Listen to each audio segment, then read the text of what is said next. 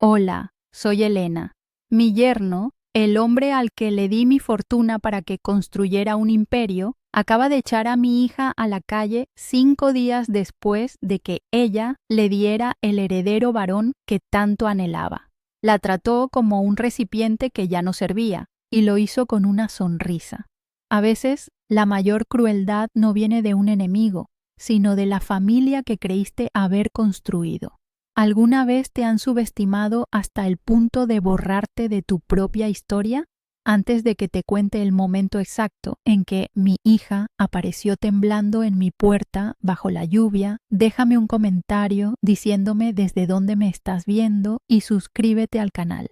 Créeme, no querrás perderte lo que sucede cuando una mujer de 75 años, a la que todos consideran una viejecita inofensiva, decide que ya ha tenido suficiente. El conflicto principal de mi vida actual tiene nombre y apellido: Marco. Es el esposo de mi hija Isabela, un hombre que se pasea por Coral Gables en su Mercedes-Benz clase S, luciendo un reloj Rolex que brilla tanto como su arrogancia. Se presenta a sí mismo como un empresario hecho a pulso, el artífice de una dinastía financiera. Pero yo sé la verdad. Yo financié cada ladrillo de esa mansión ostentosa, cada acción de su portafolio, cada traje de diseñador que cuelga en su armario. Lo hice con el dinero que mi difunto esposo y yo trabajamos toda una vida para amasar, pensando que compraba la seguridad y la felicidad de mi única hija. En lugar de eso, creé un monstruo que ahora me mira con condescendencia, como si yo fuera una simple anciana que no entiende de negocios, una reliquia a la que hay que tratar con paciencia y una sonrisa falsa. Ahora mi vida transcurre en una calma engañosa.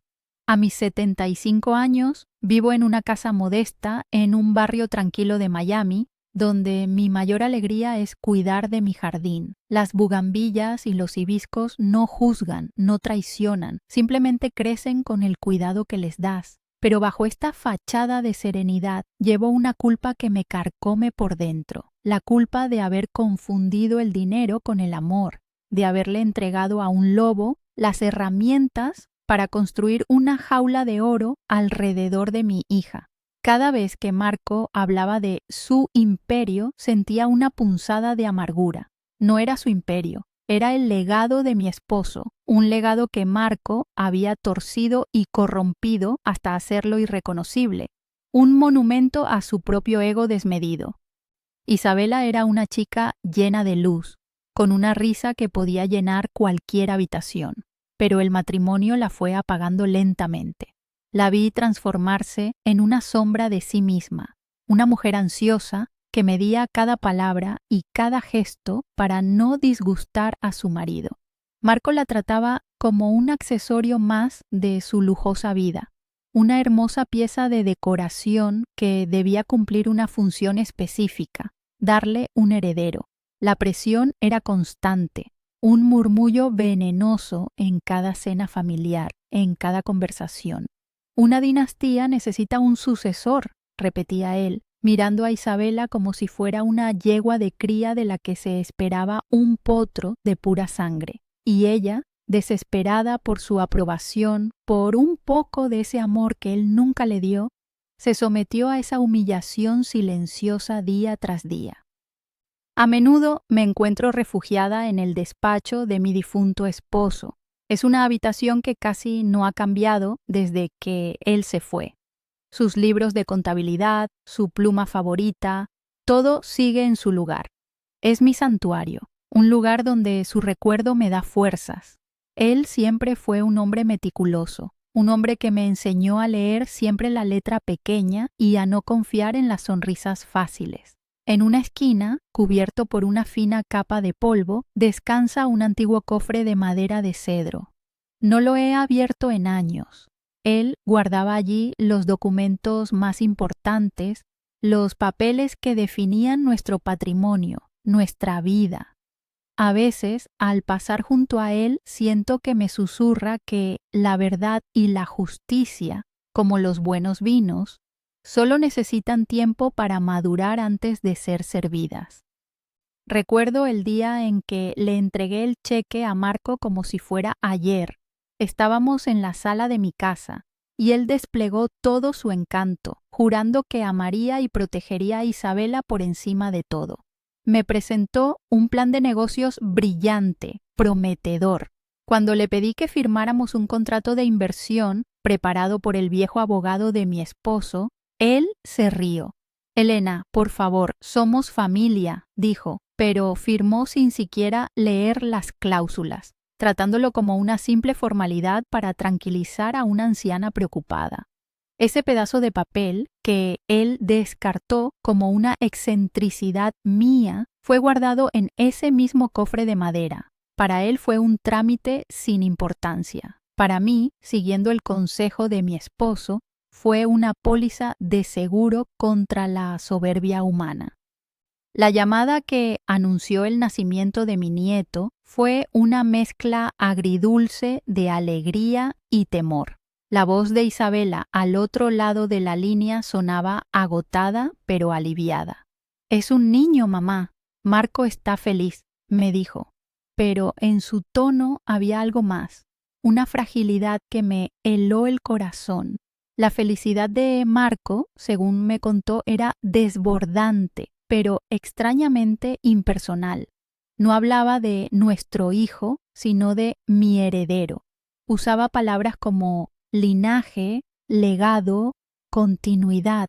Era como si el bebé no fuera una nueva vida para amar, sino la pieza final que completaba su colección de trofeos, la garantía de que su nombre perduraría. En toda su euforia, Isabela parecía haber sido relegada a un segundo plano, su monumental esfuerzo reducido al de un simple vehículo de entrega. Y entonces llegó esa noche.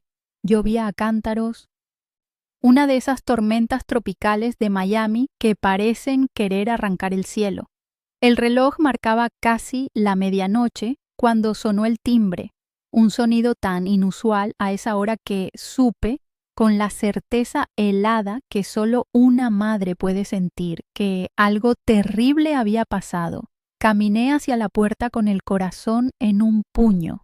Al abrirla, la vi, mi Isabela, pálida como un fantasma, temblando de frío y debilidad, con el camisón del hospital apenas cubierto por un abrigo. A su lado, en el porche mojado, había una pequeña maleta de mano. No necesitaba preguntar qué había ocurrido. Su rostro, bañado por la lluvia y las lágrimas, lo decía todo. El monstruo que yo había creado finalmente había mostrado sus verdaderos colmillos. La hice entrar, la envolví en una manta y la senté en el sofá.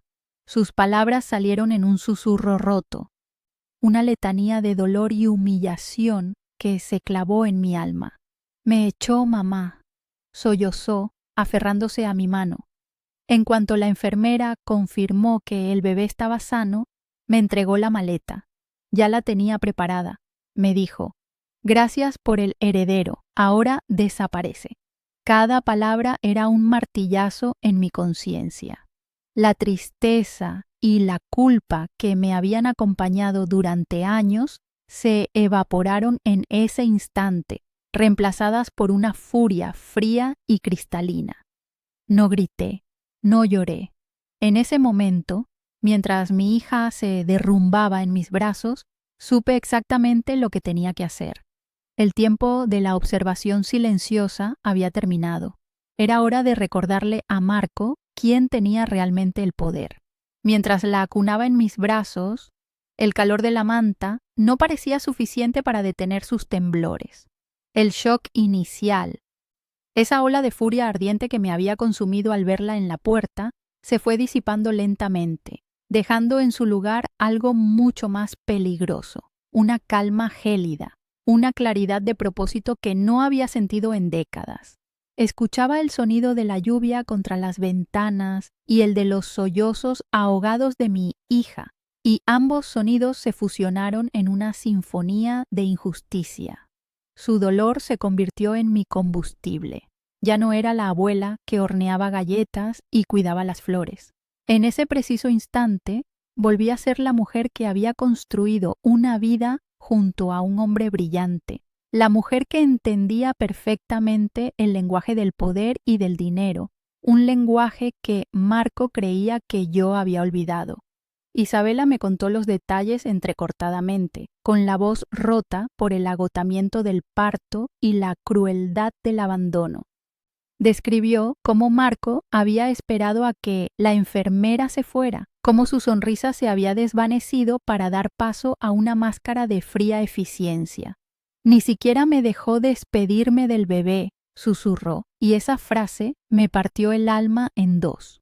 Lo tomó en sus brazos, se lo entregó a una niñera que yo nunca había visto y me dijo que mi parte del trato estaba cumplida. La deshumanización era total. No la había tratado como a su esposa, ni siquiera como a la madre de su hijo, sino como a una empleada a la que se le rescindía el contrato una vez entregado el producto. La maleta, ya hecha junto a la puerta, fue el último insulto, la prueba de que su expulsión había sido planeada con una premeditación escalofriante. Escucharla me revolvió el estómago de culpa.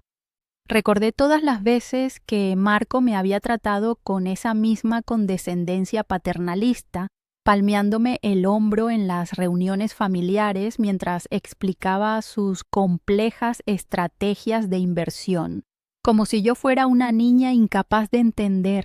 No te preocupes por los detalles, Elena. Tú disfruta de tu retiro, me decía, siempre con esa sonrisa que ahora reconocía como una mueca de desprecio. Había subestimado mi inteligencia, mi capacidad de ver más allá de su fachada de yerno perfecto. Se había convencido a sí mismo de que yo era solo una fuente de dinero, una anciana sentimental cuyo único propósito era financiar su ascenso. Ese fue su error. Se olvidó de que el dinero tiene memoria y a veces viene con condiciones muy claras. Con mucho cuidado la ayudé a levantarse y la llevé a su antigua habitación. El cuarto donde había crecido, lleno de fotos de una niña sonriente y ajena a las crueldades del mundo. Mientras la arropaba en la cama, el contraste entre este santuario de inocencia y la fría opulencia de la mansión en Coral Gables me golpeó con fuerza. Allá, cada mueble, cada obra de arte había sido elegido para impresionar, para proyectar una imagen de éxito. Aquí, cada objeto contaba una historia de amor, de vida familiar. Le preparé un té de manzanilla, el mismo que le daba cuando era pequeña y tenía pesadillas. Al verla acurrucada allí, tan vulnerable, mi determinación se solidificó como el acero. No iba a permitir que ese hombre destruyera lo único que realmente importaba en mi vida. Le pregunté si había intentado llamar a un abogado o si quería que yo lo hiciera. El pánico se apoderó de su rostro. «No, mamá, no entiendes», dijo, aferrándose a mi brazo. Me amenazó. Dijo que si intentaba algo, usaría todo su poder y su dinero para demostrar que soy una madre inestable. Dijo que me quitaría la custodia para siempre y que nunca más volvería a ver a mi hijo. Ahí estaba la verdadera dimensión de su crueldad. No solo la había despojado de su hogar y su dignidad, sino que ahora usaba a su propio hijo recién nacido como rehén, como un arma para garantizar su silencio. Sabía que Isabela, en su estado de fragilidad, no se atrevería a desafiarlo. Estaba jugando una partida de ajedrez y creía tener a mi hija en jaque mate. Justo en ese momento, como una burla del destino, el celular de Isabela, que había quedado sobre la mesita de noche, comenzó a vibrar. En la pantalla brillaba el nombre Marco. Por un instante, un rayo de esperanza absurda cruzó por mi mente. Quizás se había arrepentido, pero Isabela se encogió, aterrorizada. Dejé que sonara hasta que se detuvo. Un minuto después llegó un mensaje de texto. Con manos temblorosas, Isabela me lo mostró. No era una disculpa, era una orden. Mañana a las 10 a.m. pasará un servicio de mensajería a recoger el resto de tus cosas personales. Deja las llaves del carro y las tarjetas de crédito. Espero que estés con tu madre. Dile que no se meta en lo que no le importa. La frialdad de sus palabras era absoluta, la de un director ejecutivo cerrando una cuenta pendiente. Tomé el teléfono de sus manos antes de que pudiera responder. La ira me quemaba por dentro, pero mi voz salió tranquila, casi indiferente. Marqué su número. Contestó al primer tono, su voz impaciente y autoritaria. Isabela, te dije que... Lo interrumpí. No es Isabela, soy yo. Marco, dije, manteniendo el tono bajo y sereno. Hubo un breve silencio al otro lado de la línea, probablemente de sorpresa. Marco, creo que tú y yo tenemos que hablar, no sobre Isabela, sobre nuestro acuerdo de negocios, el original. Pude sentir su desconcierto a través del teléfono.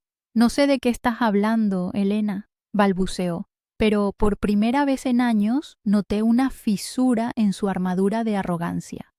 Oh, creo que sí lo sabes, respondí y colgué. Dejé a Isabela descansando y caminé lentamente hacia el despacho de mi esposo. El aire allí dentro siempre se sentía diferente, impregnado de su esencia, de su calma y su lógica inquebrantable. Ricardo nunca fue un hombre de grandes gestos ni de palabras altisonantes. Su fuerza residía en su meticulosidad, en su capacidad para anticipar los movimientos del adversario, en su creencia de que la verdad, cuando está bien documentada, es el arma más poderosa de todas. Nunca firmes nada sin leerlo 3 veces, Elena, me decía siempre, y asegúrate de que quien lo firma contigo entienda que tu amabilidad no es sinónimo de debilidad. Esas palabras resonaron en mi cabeza con una claridad profética, como si él estuviera allí, guiando mis pasos. Mis ojos se posaron de inmediato en el cofre de madera de cedro que descansaba en una esquina, cubierto por una fina capa de polvo. El mismo cofre que Marco había visto de reojo el día que firmó aquel papel, probablemente pensando que era solo un baúl viejo lleno de recuerdos de una anciana. Me arrodillé y pasé la mano por la tapa pulida, sintiendo la solidez de la madera bajo mis dedos. Dentro no solo había documentos, estaba el legado de mi esposo, su previsión, su protección extendiéndose más allá de la tumba. Era la prueba tangible de que el amor verdadero no consiste en dar ciegamente, sino en proteger inteligentemente. En ese momento sentí una profunda gratitud por el hombre con el que había compartido mi vida. Me quedé allí un momento, mirando por la ventana del despacho. La tormenta había amainado y las primeras luces del amanecer comenzaban a teñir el cielo de un gris pálido. La calma después de la tempestad. Sentí que algo similar ocurría dentro de mí. El torbellino de dolor y rabia se había asentado, dejando un camino claro y definido ante mí. No se trataba de venganza. La venganza es un fuego que consume todo a su paso, incluido a uno mismo. Esto era diferente. Esto era una cuestión de justicia, de restaurar el equilibrio que la soberbia de Marco había roto. Se trataba de reclamar el futuro de mi hija y de mi nieto, un niño al que aún no conocía, pero por el que ya estaba dispuesta a luchar con todas mis fuerzas. Saqué mi propio celular del bolsillo de mi bata. Mi agenda de contactos no era muy extensa, pero tenía los números que importaban. Busqué un nombre que no había marcado en años: Abogado Ramírez. Era el viejo amigo y consejero legal de mi esposo, un hombre de la vieja escuela, tan meticuloso como lo había sido Ricardo. Esperé a que dieran las 7 de la mañana, una hora decente para llamar. Cuando contestó con su voz grave y formal, fui directa al grano. Alberto, soy Elena. Necesito verte hoy mismo. Es urgente. Trae la copia que guardas del contrato de inversión que firmó Marco. Sí, ese mismo. Creo que ha llegado el momento de recordarle el significado de la cláusula de inmoralidad flagrante. Al colgar el teléfono, una quietud se apoderó de mí. No era la paz de la resignación, sino la calma que precede a una acción decisiva. Cada fibra de mi ser estaba enfocada, cada pensamiento alineado con un único propósito. Miré hacia el pasillo, donde la puerta de la habitación de Isabela estaba entreabierta. Podía escuchar su respiración suave y entrecortada, el sonido de un corazón roto tratando de encontrar descanso. En ese momento no sentía odio por Marco, sino una especie de lástima fría. Había confundido mi paciencia con debilidad y mi generosidad con una cuenta bancaria sin fondo. Estaba a punto de aprender, de la manera más dura posible, que las deudas más importantes no siempre se miden en dólares, sino en lealtad y respeto. Y él había incumplido en ambas de forma catastrófica. La justicia que se avecinaba no sería un acto de venganza, sino una simple y necesaria corrección del rumbo. Con pasos que no delataban la tormenta en mi interior, volví al despacho. La llave del cofre de cedro estaba exactamente donde Ricardo la había dejado hacía años, en un pequeño cajón secreto de su escritorio. Al girarla en la cerradura, el chasquido metálico resonó en el silencio de la madrugada como el primer movimiento de una partida de ajedrez cuidadosamente planificada. El aroma a madera vieja y papel llenó el aire, un perfume que siempre había asociado con la seguridad y el orden. Mis manos, aunque arrugadas por la edad, se movieron con una seguridad que me sorprendió a mí misma. Aparté con delicadeza un fajo de cartas antiguas y unas fotografías en blanco y negro de nuestra juventud, hasta que mis dedos encontraron la carpeta de cuero azul marino.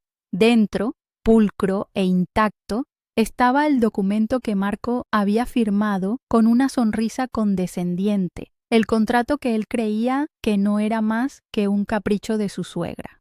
Lo saqué y lo puse sobre el escritorio de caoba, bajo la luz de la lámpara. Las páginas se sentían pesadas, cargadas con el peso de la previsión de mi esposo. Recordé la expresión de Marco aquel día, su impaciencia apenas disimulada, su pluma Montblanc deslizándose sobre el papel sin prestar la más mínima atención a las cláusulas que su futuro dependía. Él lo vio como un trámite para acceder a una fortuna. Ricardo y yo lo vimos como un pacto. Un pacto que estipulaba que el capital que le entregábamos estaba intrínsecamente ligado al bienestar y la felicidad de Isabela. No era un regalo, era una inversión en su futuro. Y como toda inversión, tenía condiciones claras y consecuencias irrevocables en caso de incumplimiento. Marco, en su infinita arrogancia, había olvidado la regla más básica de los negocios. Nunca subestimes a tu socio mayoritario, especialmente cuando ese socio es una madre protegiendo a su hija. Un leve ruido me sacó de mi concentración. Isabela estaba de pie en el umbral, envuelta en una manta, con los ojos hinchados por el llanto, pero con una nueva luz de curiosidad en ellos.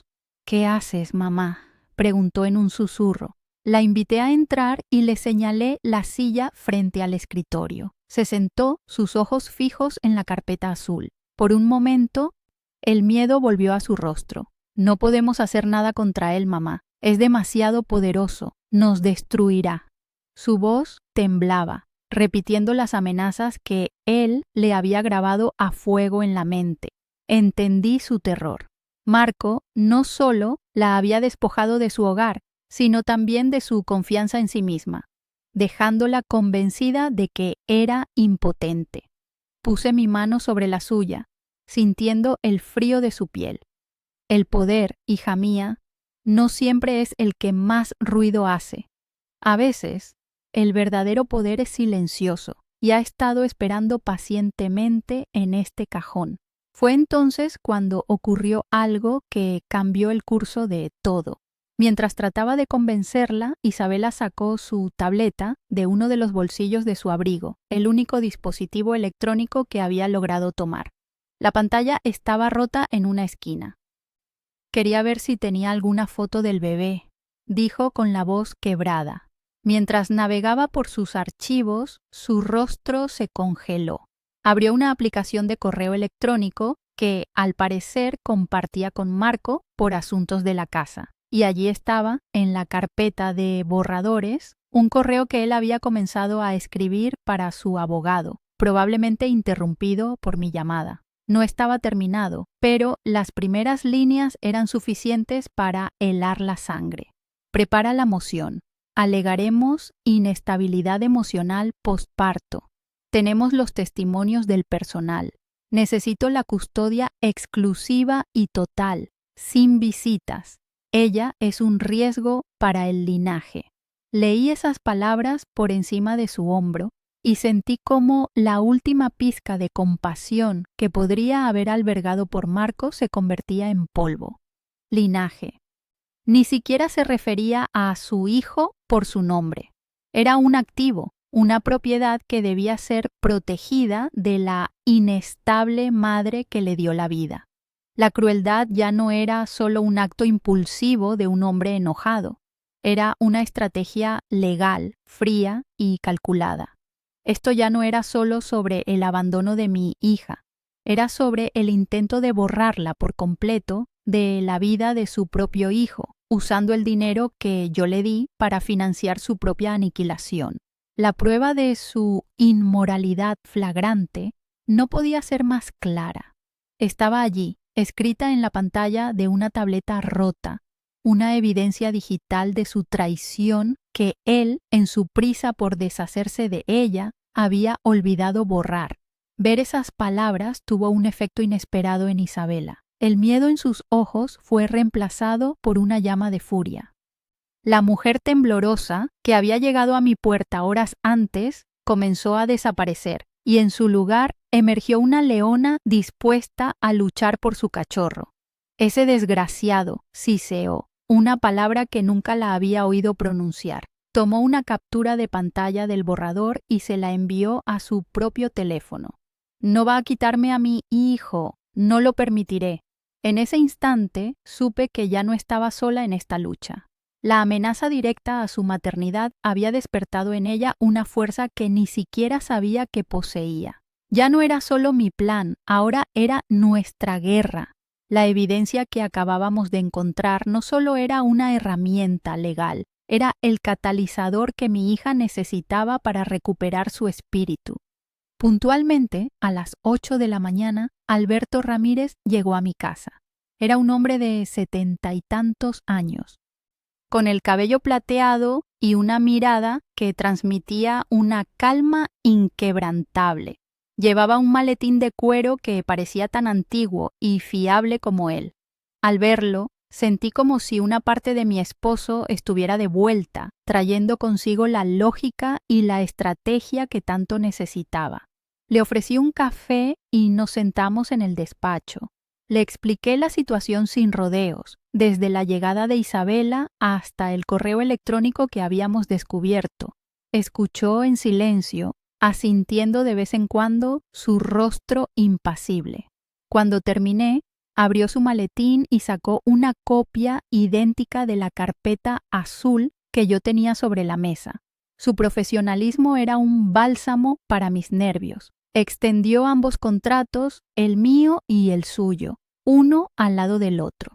Sus dedos recorrieron las líneas de texto hasta detenerse en una cláusula específica, la número 7. Ricardo era un genio, dijo con una media sonrisa.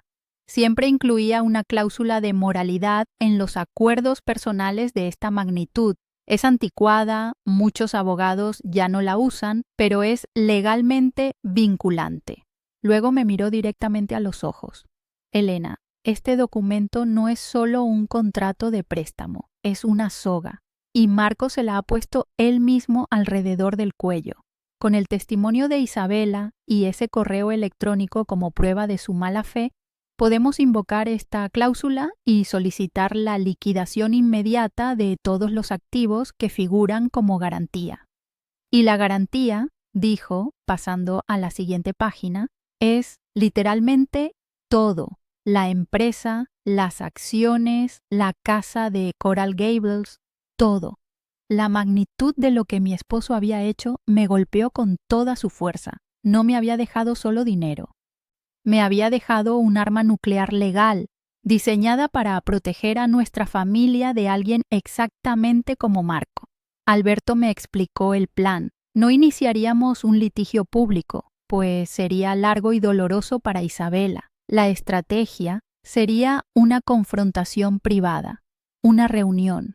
Debes ser tú quien se lo presente, Elena. Él te subestima y ese es nuestro mayor activo. No esperará que la viejecita que cuida su jardín sea la dueña de su destino. Asentí, sintiendo un peso enorme, pero también una claridad absoluta. Tomé mi teléfono y le envié un mensaje de texto a Marco. Necesito verte, en tu oficina, a las 3 de la tarde. Es sobre nuestro acuerdo. No traigas a tus abogados. Ven solo. Su respuesta fue casi inmediata. Está bien, pero que sea rápido. Tengo un día ocupado. Su arrogancia seguía intacta. Sería la última vez. Las horas que siguieron a la llamada del abogado transcurrieron en una extraña burbuja de calma y tensión.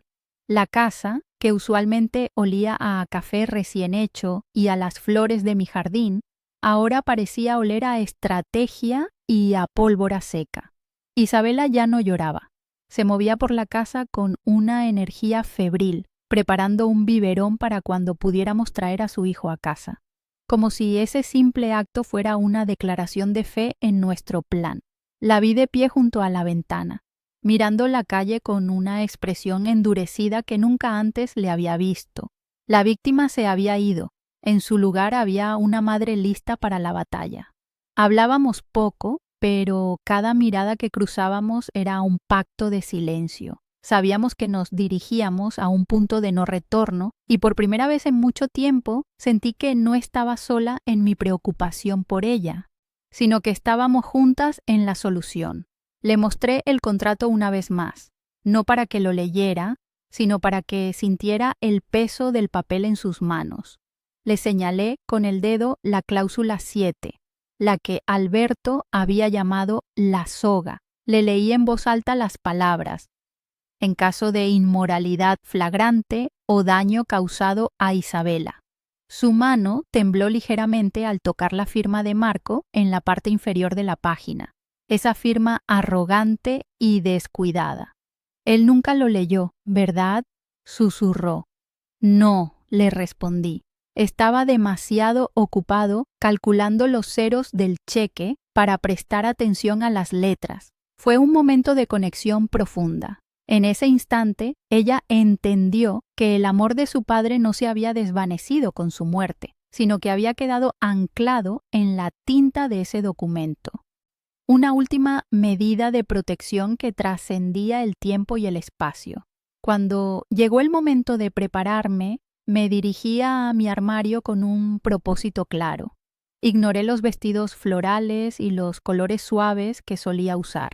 En su lugar, elegí un traje de pantalón de lino, color crema, sencillo pero impecablemente cortado, uno que no había usado en años. Lo combiné con unos zapatos bajos y cómodos y mi único collar de perlas, el que Ricardo me regaló en nuestro 20º aniversario. No quería parecer una mujer de negocios, ni tampoco una abuela indefensa. Quería parecer exactamente lo que era, la matriarca de mi familia, una mujer que no necesitaba gritar para ser escuchada. Mientras me miraba en el espejo, no vi a una anciana de 75 años. Vi a la esposa de Ricardo, a la madre de Isabela y a la guardiana de un legado que estaba a punto de reclamar.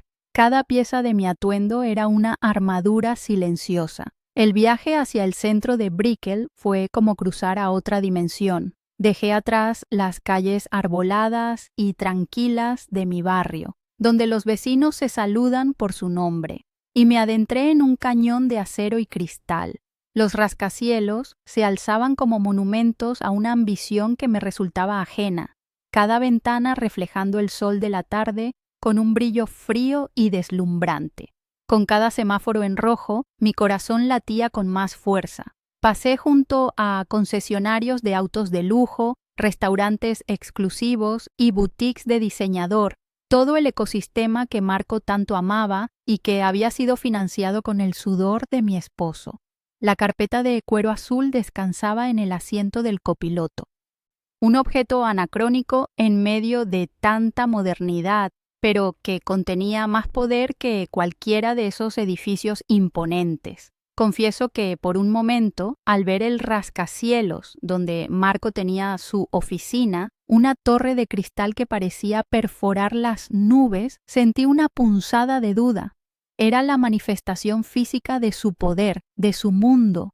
¿Quién era yo, una simple jardinera, para desafiar todo esto? La escala del lugar estaba diseñada para intimidar, para hacer que cualquiera se sintiera insignificante. Mis manos se aferraron con fuerza al volante, pero entonces recordé el rostro de mi hija esa mañana, esa mezcla de dolor y determinación, y la imagen del borrador del correo electrónico, con su plan para declararla inestable. La duda se evaporó tan rápido como había llegado, reemplazada por una oleada de fría resolución. Puse el coche en marcha y entré en el estacionamiento subterráneo. El juego había comenzado. El vestíbulo era tan impersonal como esperaba. Mármol blanco, techos altísimos y un silencio que era roto solo por el suave tecleo de la recepcionista. Era un espacio diseñado para proyectar poder y eficiencia, no para acoger. La joven detrás del mostrador me miró por encima de sus gafas de diseño, su expresión cortés pero claramente evaluadora. «Tengo una cita con el señor Marco a las 3», le dije, mi voz sonando sorprendentemente firme en la vasta acústica del lugar. Ella revisó su pantalla. «Ah, sí, la señora Elena. Puede tomar el ascensor hasta el piso 45. Su asistente la recibirá». No hubo calidez en sus palabras, solo instrucciones. Para ellos yo era solo otro nombre en una agenda, una interrupción menor en el importante día de un hombre importante. Era exactamente la percepción que necesitaba que tuvieran. El viaje en el ascensor fue solitario y vertiginoso. Las paredes de cristal me mostraban una vista panorámica de Miami que se expandía a medida que subíamos. La ciudad se extendía bajo mis pies, una maqueta de edificios y autopistas. Me acordé de Ricardo, que siempre decía que cuanto más alto subes en estos edificios, más fácil es olvidar lo que sucede a nivel del suelo, donde vive la gente real. Sentí su presencia a mi lado, su mano tranquilizadora en mi hombro. «Lee la letra pequeña, Elena», parecía susurrarme al oído. «La verdad siempre está en los detalles». Apreté la carpeta de cuero contra mi pecho. No llevaba un arma, llevaba la verdad, y según mi esposo eso era mucho más devastador. Al salir del ascensor, me encontré en un espacio que parecía sacado de una revista de arquitectura. Paredes blancas, muebles minimalistas y una vista impresionante de la bahía de Biscayne. Una joven asistente, vestida de negro de pies a cabeza, se levantó de su escritorio y me guió a una pequeña sala de espera. «El señor Marco está terminando una llamada.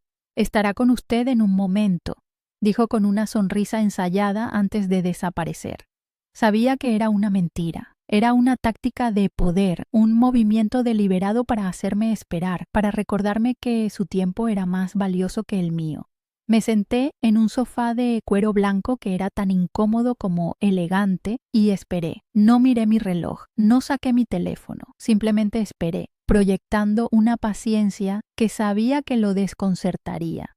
5 minutos después, que se sintieron como una eternidad, Marco apareció. Entró en la sala con esa energía arrolladora y falsa que tanto lo caracterizaba. Su traje estaba perfectamente planchado, su cabello impecable y el Rolex en su muñeca capturaba la luz del sol.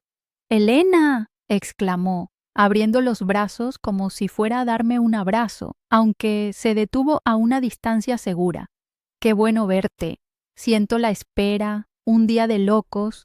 Espero que esto no tome mucho tiempo. Tengo una junta directiva en media hora. Su tono era una mezcla de falsa cordialidad y una prisa condescendiente.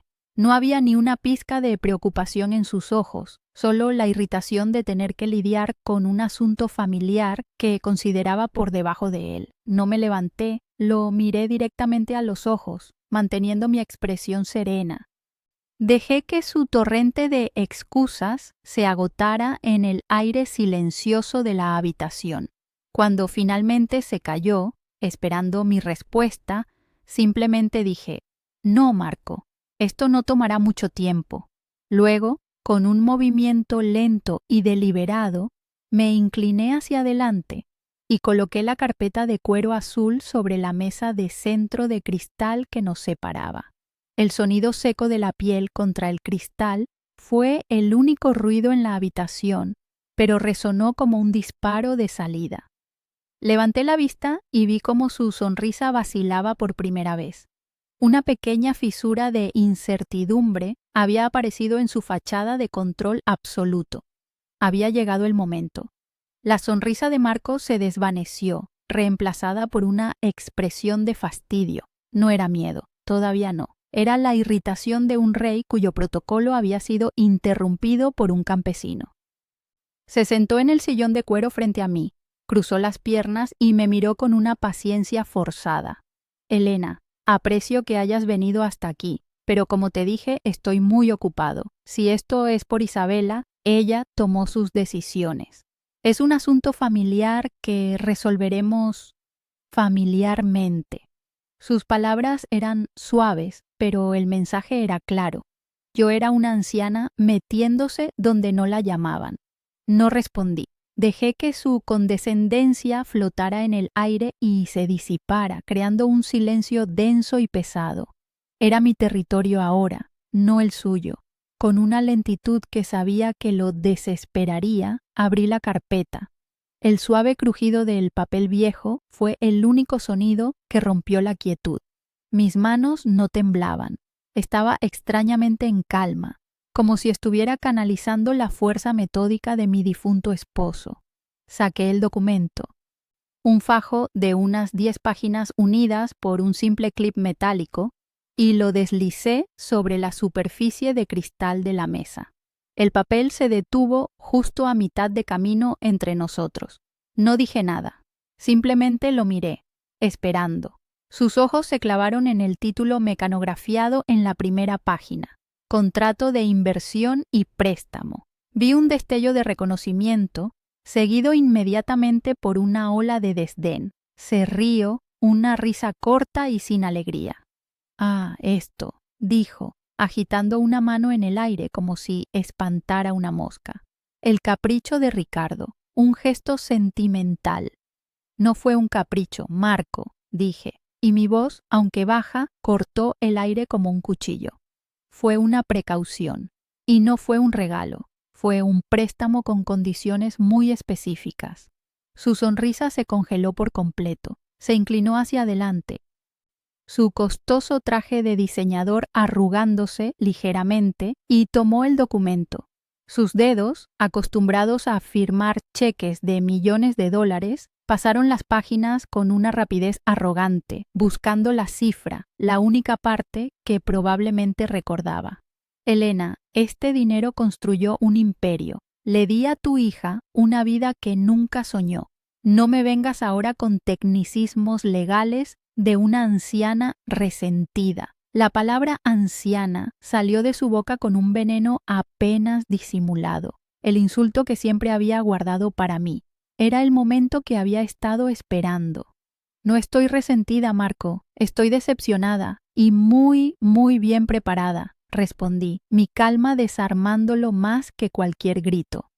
«Pasa a la página 7, por favor. Cláusula 7b, la llamábamos la cláusula de la familia». Ricardo insistió en ella. Con el ceño fruncido y una impaciencia visible, obedeció. Sus ojos recorrieron el texto, primero con rapidez, luego más despacio, y finalmente se detuvieron. Pude ver el momento exacto en que las palabras se registraron en su cerebro, el instante en que el mundo que había construido sobre mi dinero comenzó a temblar. El contrato estipulaba que la totalidad del préstamo con intereses compuestos sería inmediatamente exigible en caso de inmoralidad flagrante o daño intencional, físico o emocional, causado a Isabela. El color abandonó su rostro. Levantó la vista, sus ojos ya no eran arrogantes, sino que buscaban una salida, una escapatoria. Eso es absurdo. Es una cláusula vaga, inaplicable. ¿Qué vas a probar? ¿Que tuvimos una discusión de pareja? Ningún juez tomaría esto en serio. Su voz había perdido su timbre autoritario. Ahora era aguda, defensiva. Se estaba aferrando a la última brizna de su poder, la creencia de que la ley siempre estaría del lado del hombre con más dinero y mejores abogados. Pero yo no había venido a debatir la ley, había venido a presentar hechos. Con el mismo movimiento lento, saqué mi teléfono del bolso, lo desbloqueé y lo coloqué sobre la mesa junto a la carpeta, con la pantalla encendida. En ella se veía claramente la captura de pantalla del borrador de su correo electrónico. ¿Esto te parece vago, Marco?, pregunté en voz baja. Se inclinó para leerlo y vi cómo sus hombros se hundían. Las palabras brillaban en la pantalla. Una confesión digital de su crueldad. Alegaremos inestabilidad emocional postparto. Necesito la custodia exclusiva y total. Ella es un riesgo para el linaje. El silencio que siguió fue absoluto. Ya no había argumentos, ni excusas, ni condescendencia, solo la cruda y fea verdad, expuesta bajo las luces fluorescentes de su opulenta oficina. El gran empresario, el hombre hecho a sí mismo, había sido derrotado no por una estrategia financiera compleja, sino por su propia soberbia y un documento que había despreciado. Su mano, instintivamente, fue a su muñeca, y vi sus dedos jugar nerviosamente con el cierre de su reloj Rolex, como si quisiera detener el tiempo que se le escapaba. Se recostó en su silla, un hombre visiblemente desinflado. Miró por la ventana panorámica la ciudad que creía conquistar, pero su mirada estaba vacía. La vista de la bahía y los yates de lujo ya no parecía un trofeo, sino un recordatorio de todo lo que estaba a punto de perder. ¿Qué quieres, Elena?, balbuceó. La pregunta de un hombre que sabe que ha perdido la partida. Por primera vez me llamó por mi nombre sin un ápice de condescendencia. Era el sonido de la rendición. Era el sonido de mi victoria silenciosa. La justicia, como las flores de mi jardín, a veces tarda en florecer, pero cuando lo hace, su belleza es innegable y su aroma el de la dignidad restaurada. No quiero tu imperio, Marco, le dije, y en mi voz no había triunfo, solo el peso de la verdad. Nunca lo quise, lo que quiero es lo que te di en primer lugar, la seguridad y la felicidad de mi hija, y ahora la de mi nieto. Me incliné hacia adelante, asegurándome de tener toda su atención. Tienes dos opciones. La primera, llamas a tu abogado y luchamos. Invocaré la cláusula, liquidaré cada activo que lleva tu nombre y que fue comprado con mi dinero. La casa, la empresa, las acciones, todo. Te dejaré con lo puesto y una reputación en ruinas. Y créeme, con esta prueba ganaré. Dejé que el peso de esa opción se asentara en la habitación, un futuro desolador que ahora era palpable para él. Oh, continué, está la segunda opción, una opción mucho más sencilla. Hice una pausa, asegurándome de que entendiera que le estaba ofreciendo una salida, no por piedad, sino por pragmatismo. Vas a llamar a Isabela, le vas a pedir perdón, le vas a ceder la custodia total y completa de vuestro hijo, sin condiciones. Además, establecerás un fondo fiduciario para el niño que garantice su futuro de por vida y le proporcionarás a Isabela un acuerdo de divorcio tan generoso que nunca más tenga que preocuparse por nada. Le devolverás su independencia. Harás todo esto hoy mismo, en silencio y sin oponer resistencia. Lo miré fijamente, sin parpadear. En resumen, Marco, vas a desaparecer de sus vidas, pero te asegurarás de que nunca les falte nada. Él no respondió de inmediato. Su mente, acostumbrada a calcular riesgos y beneficios, estaba procesando la magnitud de su derrota. Podía luchar y perderlo todo, o podía rendirse y salvar una fracción de su fortuna y su orgullo. Miró el contrato sobre la mesa, luego la pantalla del teléfono y finalmente a mí. En mis ojos no encontró odio, ni rabia, ni siquiera satisfacción. Encontró la determinación inquebrantable de una madre. Comprendió que no había negociación posible. No estaba allí para hacer un trato. Estaba allí para dictar los términos de su rendición. El imperio que tanto le había costado construir, o al menos el que creía haber construido, se había desmoronado en menos de 10 minutos por un trozo de papel que había firmado sin leer. Finalmente, exhaló un largo y tembloroso suspiro, el aire de un hombre ahogándose. Asintió lentamente 1, 2 veces. Un gesto pequeño, casi imperceptible, pero que significaba todo. Era la aceptación de su derrota. «Está bien», susurró, su voz apenas un murmullo ronco. La segunda opción. Tomó su teléfono con una mano que temblaba visiblemente y buscó el número de su abogado. Mientras lo hacía, me levanté, recogí mi teléfono y la carpeta azul y me dirigí hacia la puerta. Mi trabajo allí había terminado. No necesitaba ver el resto. Al salir de la oficina, no miré hacia atrás. Dejaba atrás a un hombre que se había creído un rey, ahora reducido a un simple vasallo de las consecuencias de sus propios actos. El viaje de regreso desde Brickell fue un borrón de luces de la ciudad y el zumbido constante del motor. No sentí euforia ni una oleada de triunfo. En su lugar me invadió una profunda y agotadora calma, la misma que se siente después de que pasa una tormenta y el aire queda limpio y quieto. Había dejado atrás a un hombre desmoronándose en su torre de cristal, un rey cuyo reino había resultado ser un castillo de naipes construido sobre el dinero y la buena fe de otros. No me di la vuelta para ver cómo caía. Mi única preocupación era volver a casa, a mi verdadero reino, donde mi hija me esperaba.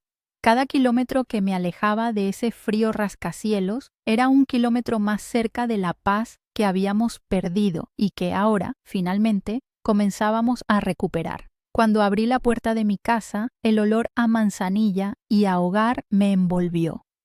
Isabela estaba sentada en el sofá, exactamente donde la había dejado, pero su postura era diferente. Estaba erguida, con la mirada fija en la puerta, una mezcla de terror y esperanza en sus ojos.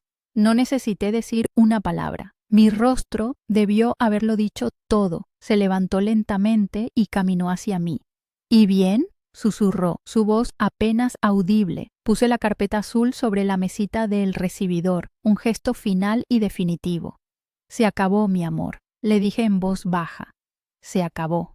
Fue entonces cuando se derrumbó, pero no con la desesperación de la noche anterior. Eran lágrimas de alivio, de un peso insoportable que por fin se levantaba de sus hombros. La abracé con fuerza, sintiendo cómo su cuerpo se relajaba en mis brazos por primera vez en años. Las cosas se movieron con una rapidez impersonal. La velocidad eficiente de los abogados y los acuerdos legales.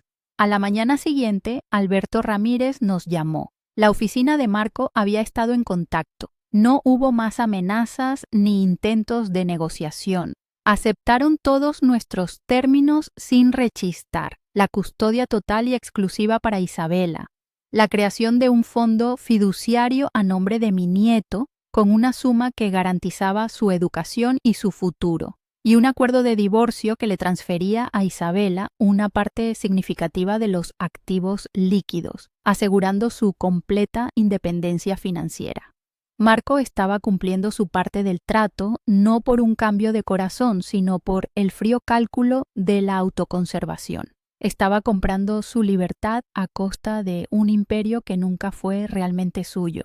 2 días después, un coche negro y sin distintivos se detuvo frente a mi casa.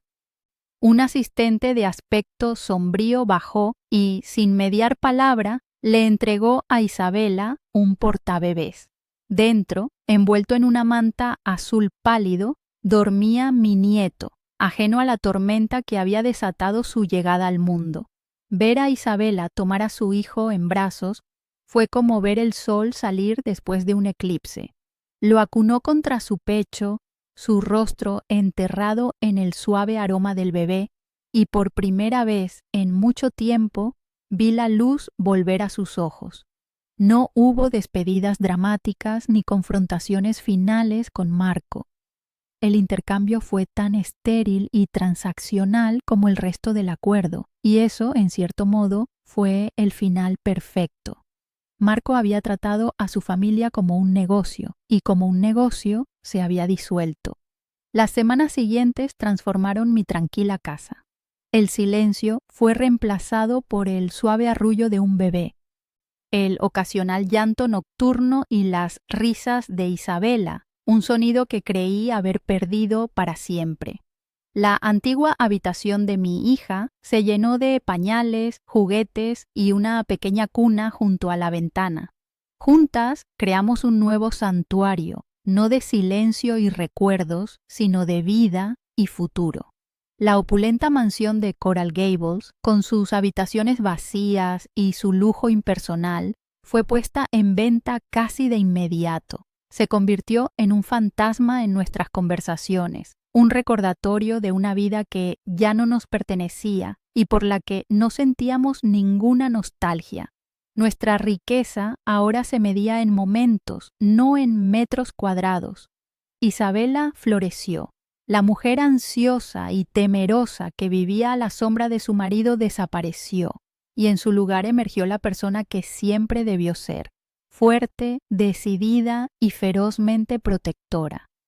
Se hizo cargo de sus propias finanzas con una competencia que sorprendió incluso a Alberto. Comenzó a hablar de volver a la universidad para terminar la carrera que Marco la había convencido de abandonar.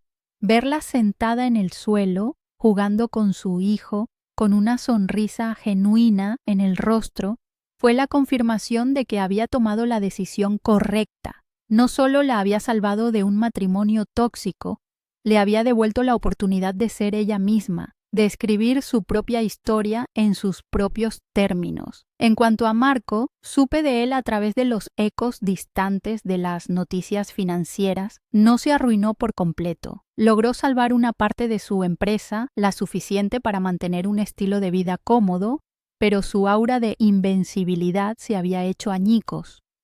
El hombre que se veía a sí mismo como un titán de la industria era ahora simplemente un empresario más, uno que había vendido su legado por silencio, perdió a su heredero, la dinastía que tanto anhelaba, y la oportunidad de ver crecer a su hijo. Se quedó con su Rolex y sus trajes caros, pero en el proceso había perdido el alma.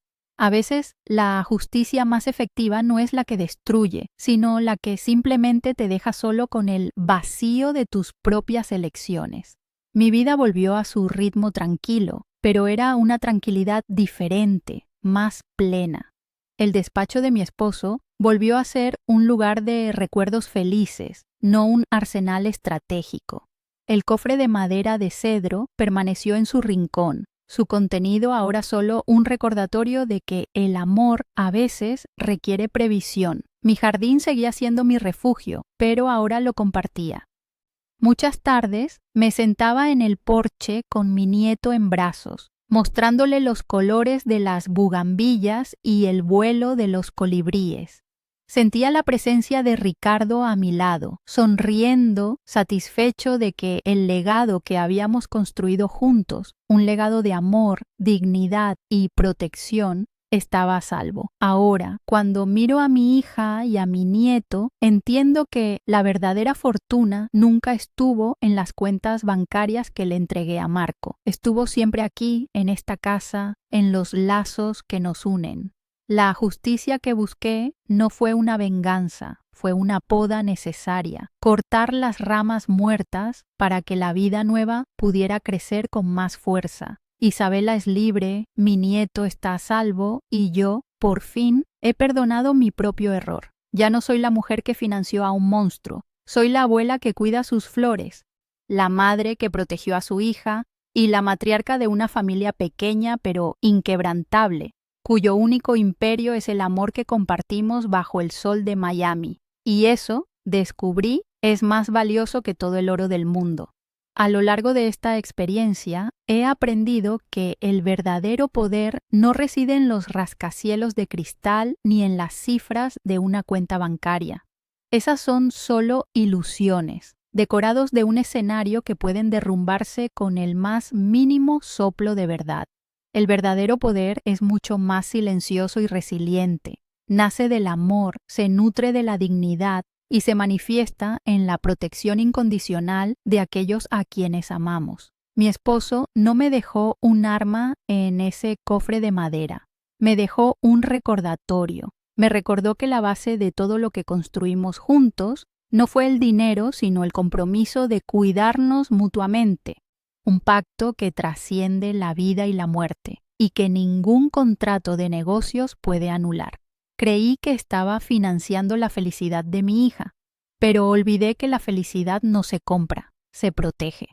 El mayor error de Marco, y el de muchos como él, fue confundir mi amabilidad con debilidad y mi silencio con ignorancia. Subestimaron a la anciana, a la mujer que cuida su jardín, sin entender que un jardinero conoce perfectamente la importancia de las raíces y sabe cuándo es el momento de podar lo que está enfermo para salvar lo que está sano.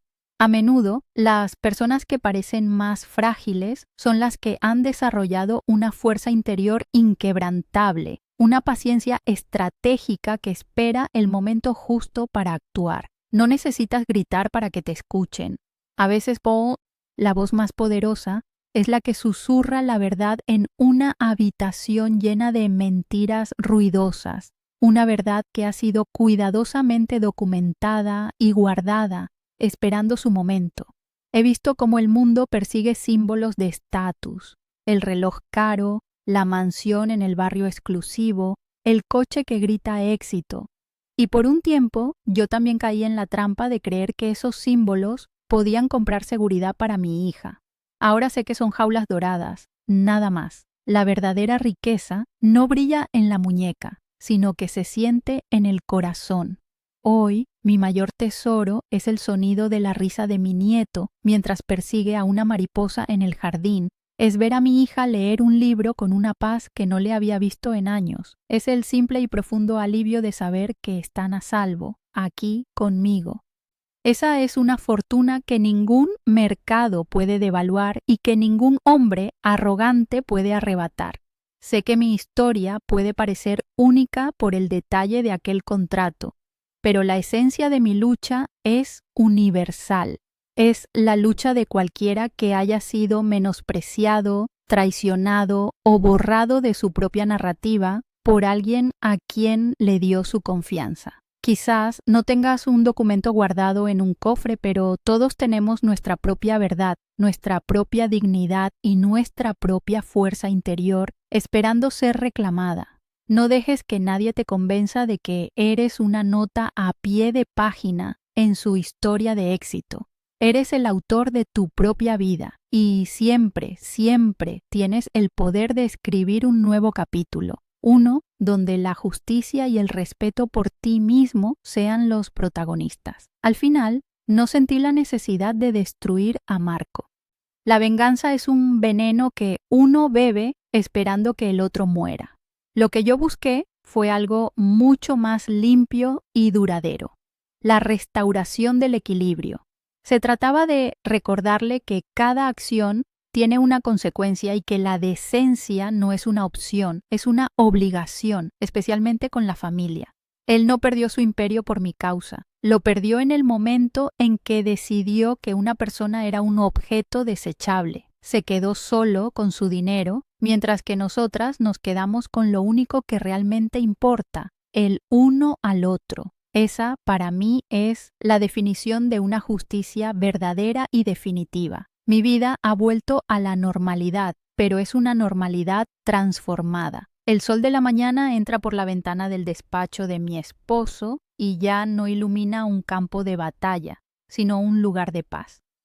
La culpa que me carcomía ha sido reemplazada por una serena aceptación. Cometí un error, sí, pero también encontré la fuerza para corregirlo.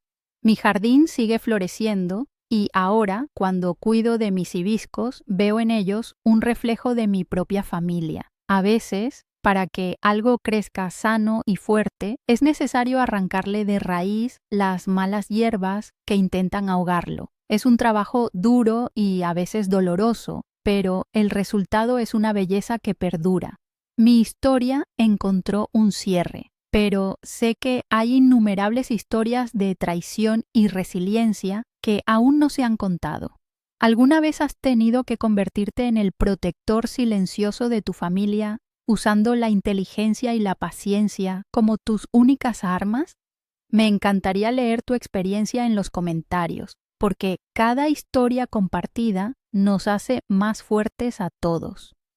Y antes de irte, si has sentido una conexión con mi viaje, suscríbete al canal y activa las notificaciones.